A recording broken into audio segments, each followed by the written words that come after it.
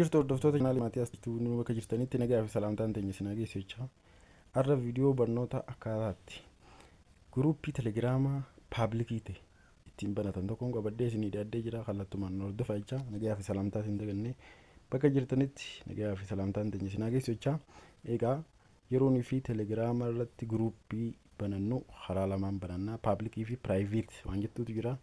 Akkamitti guruupii telegiraamaa paabliikii ta'e yookiin namni hundi linkiidhaan jooyin godhuu danda'u banachuu akkaataa ittiin dandeenyu tokkoon qabadhee isinii dhiyaadhee jira. Kallattumaan gara viidiyootti isiniin seenu duratti warri chaanaalii keenyaaf maatiin hin ta'in sabskiraayib godhuudhaan ol nootifikeeshinii irra godhachuudhaan viidiyoolee barnoota sooshaal miidiyaatis ta'ee barnoota garaagaraa yeroo adda addaa nuti gadhiifnu akka dafee isin dhaqqabuuf bu'aa guddaa isinii qabeechaa. Kallattumaaniin gara viidiyootti isinii seena. Maaltu jira telegiraama akkaawuntii yeroo banattanii jirtan gareeleen garaagaraa ni banamu. Gareen kun bu'aa gurguddaa qaba. Yaada wal jijjiiruu akkasumas linkiilee chaanaalii yuutuubii illee guddina chaanaalii yuutuubii keetiitiif illee bu'aa guddaa qaba. Akkamiin yoo ta'an linkiilee viidiyoo yuutuubii irratti hojjettan fiddanii viidiyoo keessan guruupii banattan keessa peesti godhuudhaan akka namoonni baay'ee bira gahu yookiin namoota haaraa sabskiraayibarii afeeruudhaafis bu'aa guddaa isinii qaba. Egaa kana godhuuf guruupii telegiraamaa akkaawuntii keessan irratti guruupii banachuun hedduu barbaachisaadha. Maaltu jira yeroo guruupii banattan waan murteessoo ilaaluu qabdanii jira. Kireet yeroo gootan piraayiveetiidha. Yeroo baay'ee guruupiin nama baay'eedha. Piraayiveetii kana akkamitti paabliikii godhuu akka dandeessan kallattumaaniin isin agarsiisaa jechuudha. Akkatti telegiraam akkaawuntii keessan erga seentaniin booda maaltu jira tuqaa sadii as gubbaa jirtu kana jira. Achirratti kilik gootanii ergasiin booda telegiraam akkaawuntii mo'ichaa jira. Guruupii haaraa banuuf niiw guruup waan jettuutu jira jechuudha. Niiw guruupii irra kilik gootanii dhuftan achiin booda maqaa guruupii keessanii barreessuun dura maali namoota kontentii bilbila keessanii irra jiru yookiin saayiboota yookiin shariikoota warreen firiindii taatan telegiraama irratti akkanatti jiru isaan kana hanga tokko keessatti afeeruun dirqama ta'a jechuudha.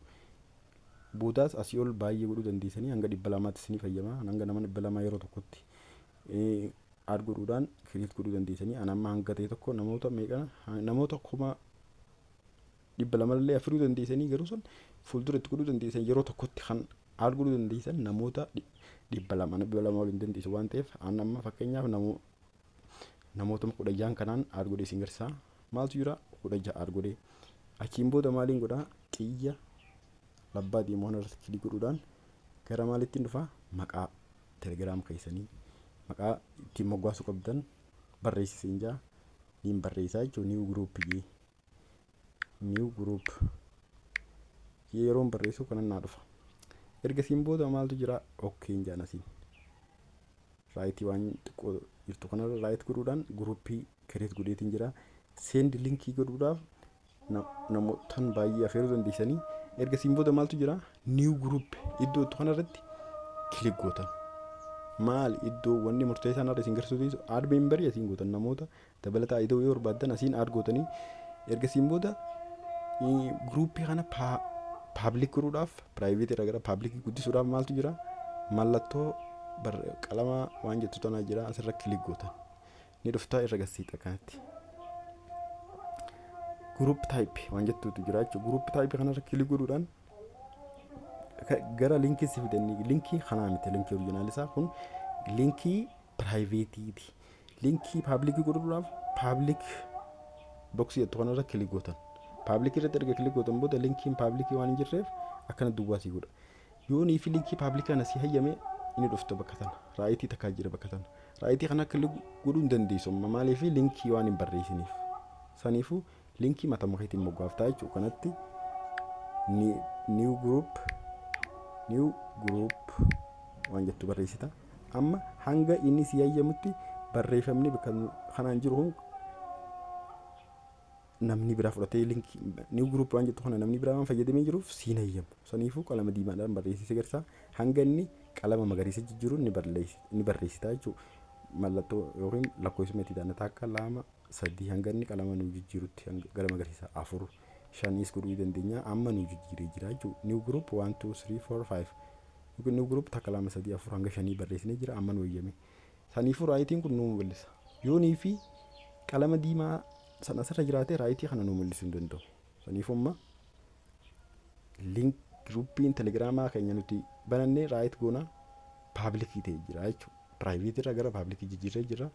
Haruma salphaan gruppii telegiraamaa keenya nama baay'ee keessa afeeruu dandeenya. Admiinii biraallee afeeruu dandeenya. Gruppii telegiraamaa banteellee biizinasa godhuu dandeessa. Gurgurtee akka namni baay'ee fayyadamuuf waan biraallee fayyadamuu dandeessanii infoormeeshina karaa telegiraamaatiin wal dabarfachuuf illee hedduu bareedaadha. Telegiraamii gruppii paablikii akkaataan itti banatan akkana fayyadamaan isiniin jaa. Har'aaf viidiyoon keenya kanuma hanga yerootti aan walitti deebinutti nagayaan nu tura. Yeroo gaarii isiniin jaa.